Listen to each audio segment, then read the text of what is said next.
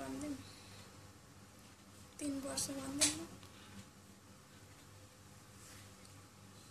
दर्शक महानुभावहरू, उहाँको मानसिक अवस्था पनि अत्यन्तै कमजोर रहेको छ। यति बेर हामीले देखिरहेका छौँ। कहिले कुवेत आएको 5 वर्ष भन्नुहुन्छ, कहिले 3 वर्ष भन्नुहुन्छ। उहाँ कुवेत आएको 5 वर्ष भइसकेको छ। कुवेती नागरिकको घरबाट भागेर बाहिर काम गर्दै आउनुभएको उहाँको अहिले अवस्था अत्यन्तै गम्भीर छ। हामीले भिडियोमा देखिरहेका छौँ। किन भाग्नु भयो कुवेती नागरिकको घरबाट काम गर्दा गर्दै? पैसा नदिएर। कति वर्ष पछाडि भाग्नु भयो? 1.5 वर्ष। 1.5 वर्षमा निस्किनु भयो। पैसा दिएन अनि त्यही भएर। हजुर। घरमा को हुनुहुन्छ? 2टा नानी छ, श्रीमान छ। हजुर। ससुरा हुनुहुन्छ। 2टा छोरीहरू हुनुहुन्छ भन्नुभयो हैन? कति वर्षको हुनुहुन्छ छोरीहरू? एउटा 7 वर्षको छ, एउटा 8 वर्षको छ। पढ्दैछन्? बोर्डिङमा छ। श्रीमानले के गर्नुहुन्छ? त्यही त नै काम गर्नुहुन्छ। अनि तपाईँ बिरामी भएको परिवारलाई थाहा छ कि छैन?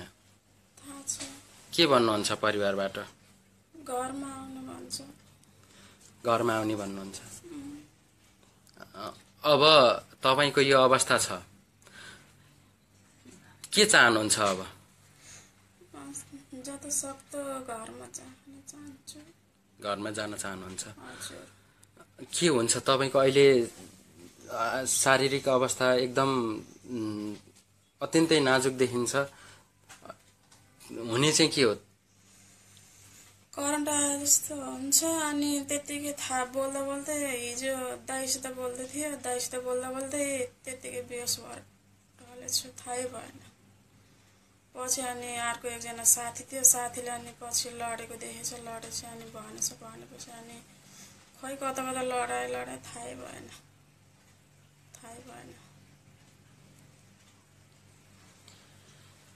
पक्कै पनि दर्शक महानुभावहरू, नेपाली महिलाहरूको खाडी मुलुकमा बिचल्ली नै भएको छ, त्यसमा पनि घरेलु कामदारको। आज यो अवस्था आउँछ भनेर उहाँ कुवेत आउनुभएको होइन। पारिवारिक अवस्था कमजोर भएपछि केही कमाउने आशमा परिवारको भविष्यको सुन्दर सपना बोकेर कुवेत आउनुभएको उहाँको अहिले यो अवस्था छ। त्यसमा पनि अवैधानिक हुनुहुन्छ। पासपोर्ट कहाँ छ? कुवेतीको घरमा छ। हामीले उहाँको बारेमा अझै पनि विस्तृत रूपमा प्रस्तुत गर्ने जमर्को गर्नेछौँ। उद्धारमा सम्बन्धित पक्षको ध्यान जाओस्। यस विषयमा नेपाली राजदूतावासमा जानकारी गराउने प्रतिबद्धता सहित हामी यहाँहरूबाट